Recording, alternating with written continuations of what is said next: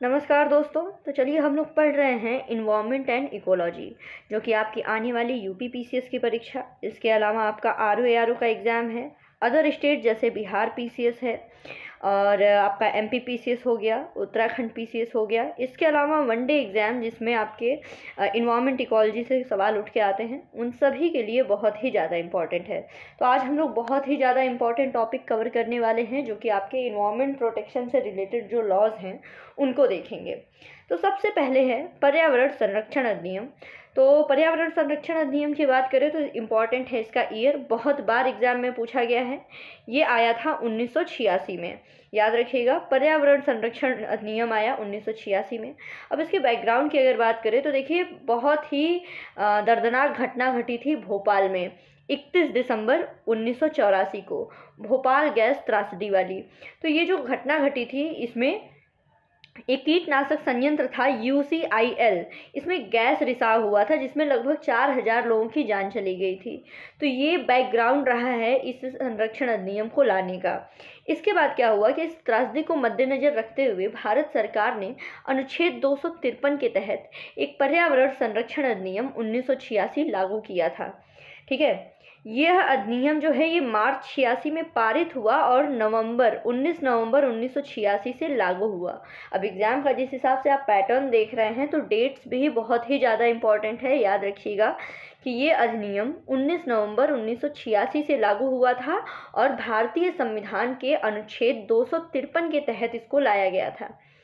आगे बढ़ते हैं। इसका उद्देश्य है मानव पर्यावरण पर संयुक्त राष्ट्र सम्मेलन के निर्णयों को लागू करना। इसमें मुख्य लक्ष्य जो है वो पर्यावरण, प्रदूषण, प्रदूषक और खतरनाक पदार्थ पर विशेष ध्यान केंद्रित करना। ठीक है, तो इसमें देखिए एक और इम्पॉर्टेंट फैक्ट है कि 1980 में भारत में पर्यावरण विभाग की स्थापना भी की गई और 85 में ये जो पर्यावरण विभाग था, ये पर्यावरण और वन मंत्रालय बन गया था। और फिर उसके बाद 2014 में इसका नाम बदल करके पर्यावरण, वन और जलवायु परिवर्तन मंत्रालय कर दिया गया। ठीक, तो एग्जाम में पूछा जा सकता है कि पर्यावरण विभाग की स्थापना कब की गई। याद रखिएगा 1980 में। ठीक, अब ये तो हमने पढ़ लिया पर्यावरण संरक्षण अधिनियम 1986। ये कुछ बेसिक चीज़ें हैं जो आपके एग्ज़ाम में पूछी जा सकती हैं और आपके लिए इम्पॉर्टेंट भी है। अगला आता है भारतीय वन अधिनियम 1987। ठीक है, सबसे पहले याद रखिएगा भारतीय वन अधिनियम कब आया? 1927 में आया। ठीक है, तो इसमें देखिए, इसमें क्या था कि अंग्रेजों के अधीन लागू किए गए पिछले भारतीय वन अधिनियमों पर यह आधारित था, जिसमें सबसे इम्पॉर्टेंट था भारतीय वन अधिनियम 1878। ठीक है, जो कि 1878 का अधिनियम ले लीजिए या फिर 1927 का अधिनियम ले लीजिए, ये दोनों ही अधिनियम वन क्षेत्र हो गया या फिर महत्वपूर्ण वन्य जीवन वाले क्षेत्रों को समेकित और आरक्षित करना। ठीक है, और साथ ही वन उपज के आंदोलन हो गए, इनको विनियमित करना, लकड़ी पर लगाए जाने शुल्क और अन्य वन उपजों की इसमें मांग की गई थी। मेन क्या था कि इनका जो वनों पर जो निर्भर समुदाय थे, उनके जीवन पर इसका ज़्यादा प्रभाव पड़ा था। ठीक है, इसका बेसिक मतलब उद्देश्य ये था कि वनों पर राज्य का नियंत्रण बढ़ाना और जो वन उपयोग के अधिकारों की स्थिति को कम करना। ठीक है, आगे आता है ये जो आपके एग्जाम में बार बार पूछा गया है, ये है वन संरक्षण अधिनियम 1980। कई बार आपने देखा होगा डायरेक्ट भी पूछा गया है और मिलान करने को भी पूछा गया है। तो याद रखिएगा वन संरक्षण अधिनियम कब आया? ये आया था 1980 में। इसकी अगर बात करें तो देखिए, तेज़ी से वनों की कटाई हो गई और उसके परिणाम स्वरूप जो हमारा पर्यावरणीय ह्रास होता है, यानी जो नुकसान होता है पर्यावरण में, इसी के लिए केंद्र सरकार ने 1980 में ये अधिनियम लागू किया गया था। ठीक है, और हाँ, एक इम्पॉर्टेंट चीज़ है कि इसके उल्लंघन को एक आपराधिक गतिविधि माना गया है। ये इम्पॉर्टेंट फैक्ट है, याद रखिएगा।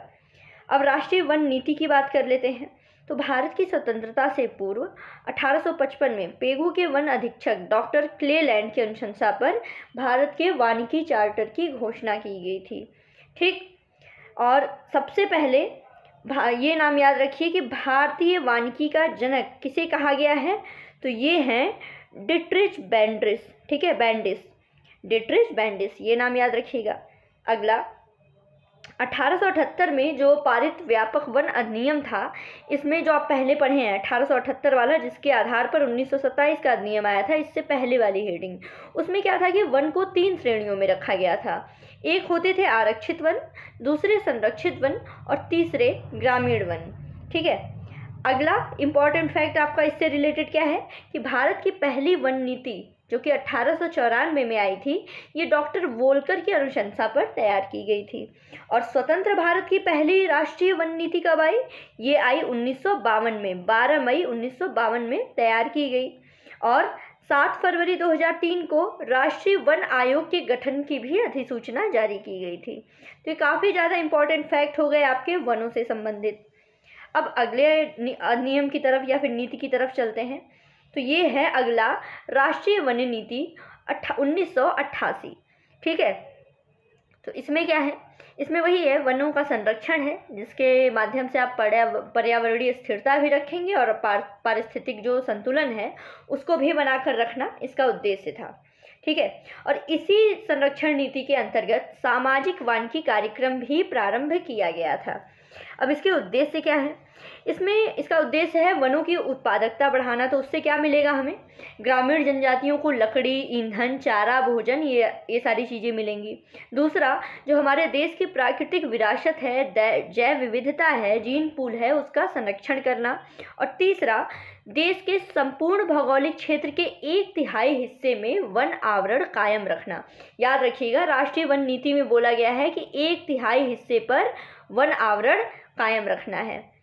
अगला है वन अधिकार अधिनियम, जो कि 2006 में आया। इसमें क्या है? इसमें जो ये अधिनियम है, ये भारत या अनुसूचित जनजाति या फिर अन्य पारंपरिक जो वन निवासी हैं, इनका अधिनियम, जनजातीय आधार अधिनियम या फिर जनजातीय भूमि अधिनियम आदि के नामों से इसको जाना जाता है। यह अधिनियम जो है 2006 में आया था और इसमें यही है कि यह भूमि और अन्य संसाधनों पर वन निवास समुदायों के अधिकारों से संबंधित है। जो भी समुदाय हैं जो पूरी तरीके से वनों पर निर्भर हैं, ठीक है, उन्हीं के अधिकारों से ये संबंधित है, वन अधिकार अधिनियम, ठीक है। अगला जो है ये इतना इम्पोर्टेंट नहीं है, आगे बढ़ते हैं। आगे देखिए, अगला मोस्ट इम्पॉर्टेंट आता है। ये भी आपके हर दूसरे एग्जाम में पूछा जाता है, ये इतना इम्पॉर्टेंट है। ये है वन्यजीव संरक्षण अधिनियम 1972। सबसे पहले वन्यजीव संरक्षण अधिनियम आया कब? तो 1972 में आया, ठीक है। इसमें क्या है कि इसके माध्यम से देश में जितने भी वन्य जीव हैं, जिसमें वनस्पतियां और जीव दोनों आते हैं, इनको सुरक्षा प्रदान की जाती है, ठीक है। अब देखिए, 5 जून 1972 को पर्यावरण के विषय पर पहली बार स्टॉकहोम में संयुक्त राष्ट्र मानव पर्यावरण सम्मेलन को एक मुद्दे के रूप में चर्चा की गई थी। इसी वजह से जो स्टॉकहोम सम्मेलन हुआ था, वहाँ पे ये पर्यावरण सम्मेलन के मुद्दे पे चर्चा की गई थी। इसी कारण से हम हर साल 5 जून को विश्व पर्यावरण दिवस के रूप में मनाते हैं। इसके बाद वन्यजीव संरक्षण अधिनियम 1972, ठीक है, एक आपने देख लिया। दूसरा इंपॉर्टेंट क्या है? जल प्रदूषण की रोकथाम और नियंत्रण अधिनियम 1974, वन संरक्षण अधिनियम 1980, वायु प्रदूषण की रोकथाम और नियंत्रण अधिनियम 1981 और उसके बाद पर्यावरण संरक्षण अधिनियम 1986 जो है पारित किए गए थे।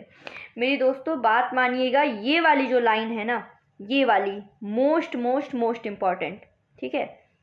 इसमें से तो यही आता ही है, घूम फिर के आपको अगर मिलान करने को भी देगा तो 2-3 इसी में से पूछता है, ठीक है। एकदम इसको याद कर लीजिएगा। वन्यजीव संरक्षण 72 में आया, फिर जल प्रदूषण वाला 74 में, वन संरक्षण आया 80 में, वायु प्रदूषण आया 81 में और पर्यावरण संरक्षण आया 86 में। ये एकदम टिप पे याद होना चाहिए, ठीक। आगे देखते हैं, इम्पॉर्टेंट एक और फैक्ट है कि वन और वन्यजीव ये संविधान की समवर्ती सूची में आते हैं। सूचियां आपने पढ़ी हैं। समवर्ती सूची क्या होता है कि ऐसी सूची जिसमें संसद और राज्य विधानसभाएं, यानी आपका सेंटर और स्टेट दोनों ही कानून बना सकते हैं। तो वन और वन्यजीव जो हैं वो समवर्ती सूची में आते हैं, इसलिए संसद और राज्य विधानसभाएं दोनों ही इस विषय पर कानून बना सकते हैं, ठीक। आगे बढ़ते हैं, अगला देखते हैं इसी से संबंधित कि अनुच्छेद 312 देख लीजिए, अनुच्छेद 312 भी इसी से संबंधित है, जिसके अंतर्गत राज्यसभा के द्वारा संसद को राज्य के विषयों पर कानून बनाने की शक्ति देने के लिए प्रस्ताव पारित किया जाता है। ठीक है, और 42वां संविधान संशोधन था, जिसमें ये जो वन और वन्य जीव जो विषय हैं इनको समवर्ती सूची में स्थानांतरित कर दिया गया था। ठीक, और इसके बारे में क्या है कि वन जीव संरक्षण अधिनियम जो 1972 है, ये संसद का एक अधिनियम है जिसमें जो है ये 1972 से पहले भारत में केवल 5 नामित राष्ट्रीय उद्यान होते थे। एक और चीज़ एग्जाम में पूछा गया है कि जो ये वन्य जीव संरक्षण अधिनियम 1972 है, इसमें कितनी बार संशोधन किया गया है।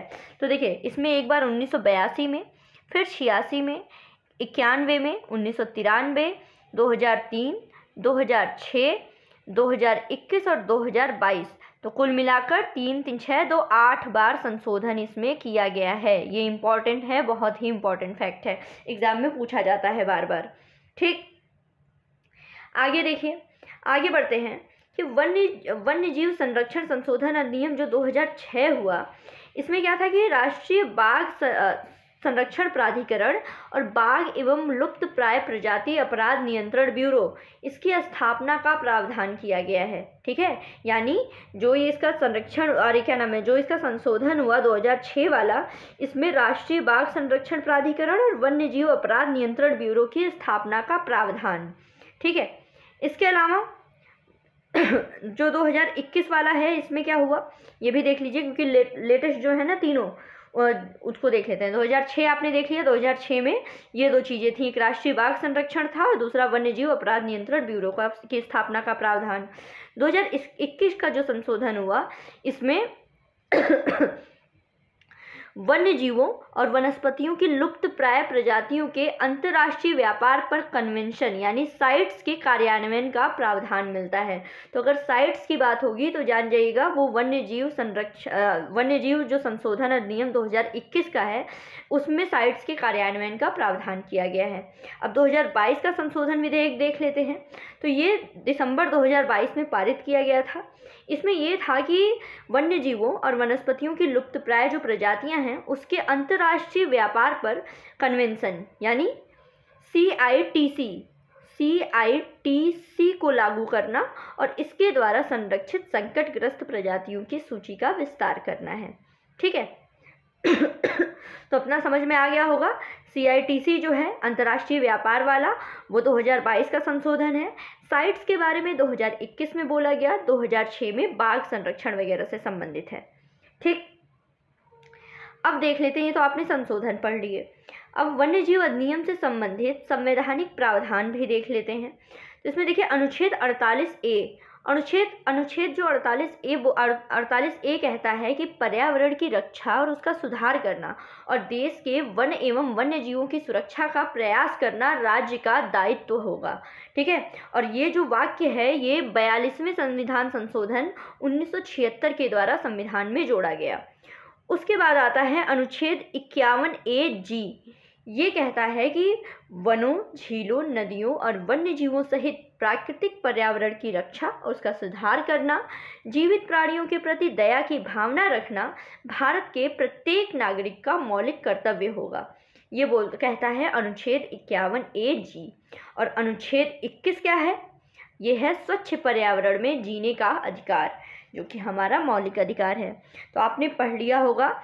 एक तो आपका हो गया फंडामेंटल राइट में भी। अब ये पूछा भी जा सकता है कि जो वन्य जीव अधिनियम से संबंधित जो संवैधानिक प्रावधान हैं वो किस भाग में हैं। ठीक है, तो भाग से भी पूछा जा सकता है, भाग 3, भाग 4, भाग 4A। ठीक है, या फिर ऐसे डायरेक्ट पूछा जा सकता है कि ये इसमें मौलिक अधिकार में है, आपके राज्य के नीति निर्देशक तत्वों में है, या फिर जो भी हमारा मौलिक कर्तव्य है उसमें है, और एक अलग ऑप्शन देगा। तो अनुच्छेद 21 आपको पता है कि हमारा फंडामेंटल राइट है। ठीक है, अनुच्छेद 21 में। ठीक है, उसके बाद आता है आपका DPSP।